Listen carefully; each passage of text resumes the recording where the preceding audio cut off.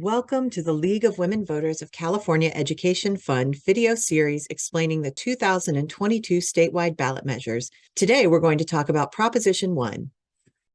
Prop 1 would amend the California Constitution to include a right to reproductive freedom. The question it asks is, should the California Constitution be amended to expressly guarantee the right to reproductive health care freedom, including the right to choose an abortion and to choose or refuse contraception? Currently, the California Constitution provides that all people have the right to privacy. A California Supreme Court case decided that the right to privacy includes a person's decision about whether or not to have an abortion.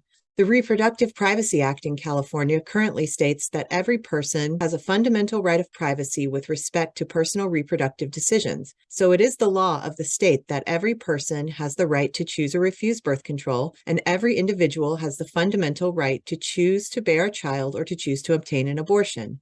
The act also says abortions can only be performed on a viable fetus if the pregnancy puts the health or life of the pregnant person at risk. The U.S. Supreme Court's recent decision held that there is no right to abortion under the U.S. Constitution. This raised concerns about whether a future California court might overturn current California law to eliminate the right to choose an abortion and to choose or refuse contraception. So, Prop 1 is proposed to change the California Constitution to say that the state cannot deny or interfere with a person's reproductive freedom, and that people have the fundamental right to choose whether or not to have an abortion and whether or not to use contraceptives. As far as its price tag, Prop 1 would have no impact on the state budget other than the costs needed to place the measure on the ballot. Supporters of Prop 1 say that it will enshrine the fundamental right to an abortion and the fundamental right to contraception in the California state constitution. They also say that doctors, nurses, and health providers agree that Prop 1 is necessary to keep reproductive medical decisions where they belong, with individuals and their healthcare providers based on scientific facts, not political arguments.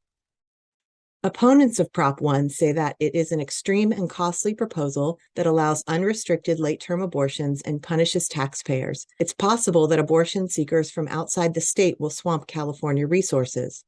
Opponents also say that women already have the right to choose under current California law.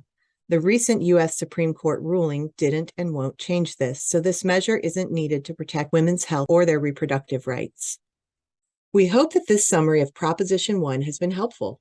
To learn more about what's on your ballot, visit votersedge.org for unbiased candidate information on the measures, and to learn more about voting in your community.